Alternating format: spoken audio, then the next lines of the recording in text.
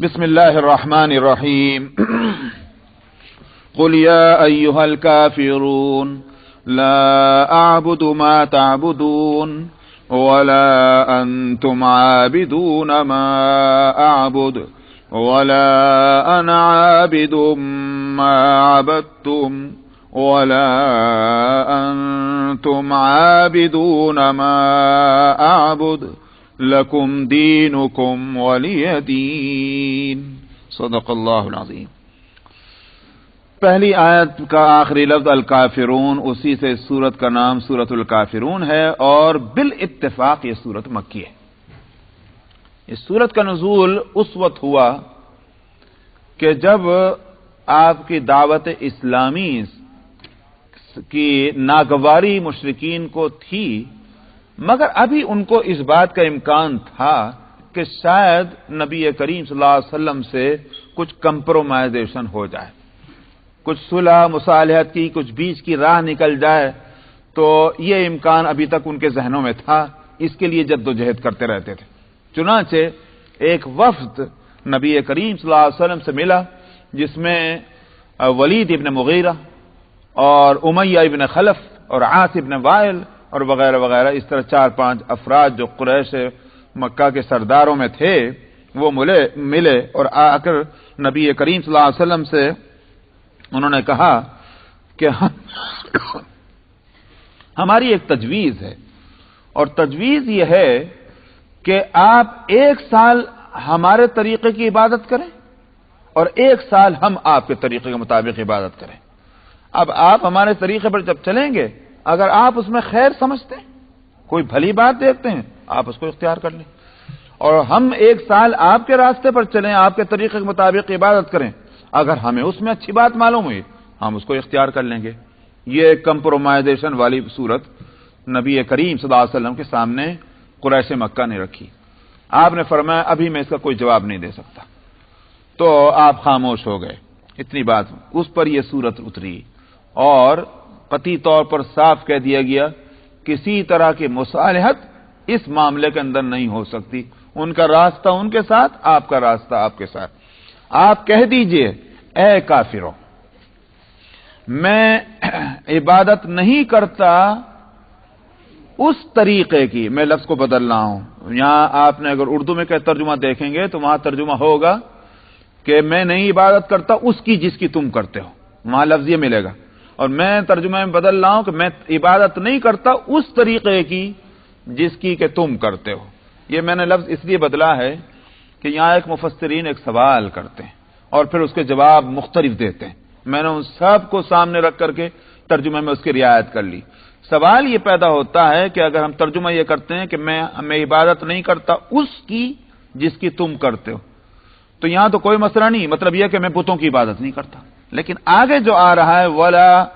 أَنْتُمْ عَابِدُونَ مَا أَعْبُدُ، اور تم عبادت نہیں کرتے اس کی جس کی میں کرتا ہوں، تو کیا مطلب ہوا؟ میں عبادت کرتا ہوں اللہ کی اور تم اللہ کی عبادت نہیں کرتے۔ تو پہلی آیت میں یا دوسری میں تو اشکال نہیں تھا، مگر تیسرے میں اشکال یہ ہوتا ہے کہ جب اللہ کی عبادت کا مسئلہ ہے تو وہاں ماں نہیں آنا چاہیے، لفظ ماں، لفظ من آنا چاہیے، کیونکہ من عربی میں دیٹ، جو انگلش میں دیٹ بولتے ہیں، اس کی جگہ پر استعمال ہوتا ہے، مگر ہوتا ہے انسان کے واسطے، اور ماں بولا جاتا ہے اسی موقع پر غیر انسان کے واسطے یا غیر ذی عقل کے واسطے، غیر جاندار کے واسطے، تو ماں بولتے ہیں، اور جاندار کے لیے اور انسان کے لیے خاص طور پر من بولا جاتا ہے۔ اللہ سبحانہ و تعالیٰ کی ذات جو ہے اس پر کوئی لفظ اگر بولا جائے گا تو من تو بولا جائے گا، ماں نہیں بولا جائے گا، اس لیے کہ وہ بے جانوں میں نہیں ہے۔ یہ ایک اشکال ہے، اور قرآن شریف میں لفظ آیا ماں، اس کے مختلف جواب مفسرین نے دیے۔ میں نے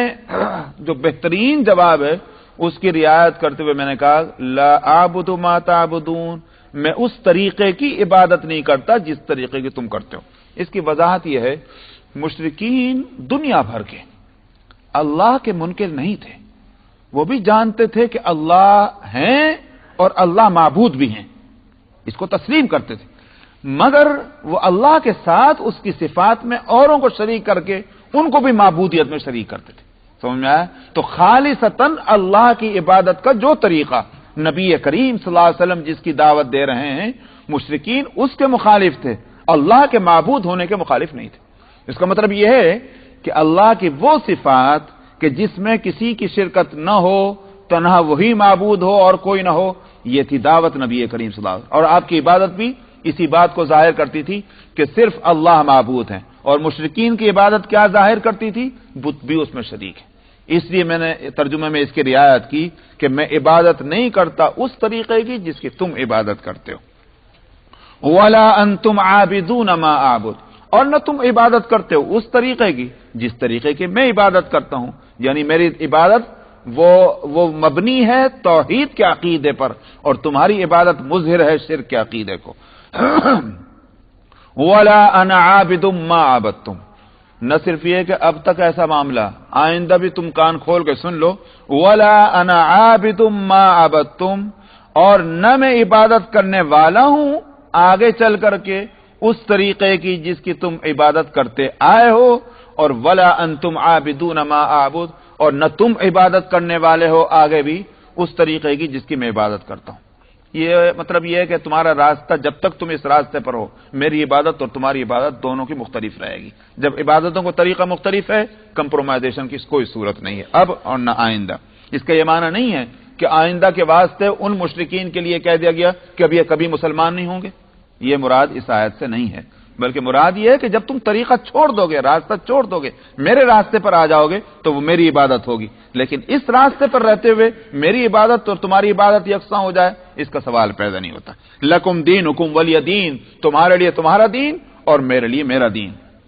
یہاں ایک تھوڑا سا ایک سوال اٹھاتے ہیں مفسرین، اس کا جواب دیتے ہیں، میں اس کو نقل کر دوں۔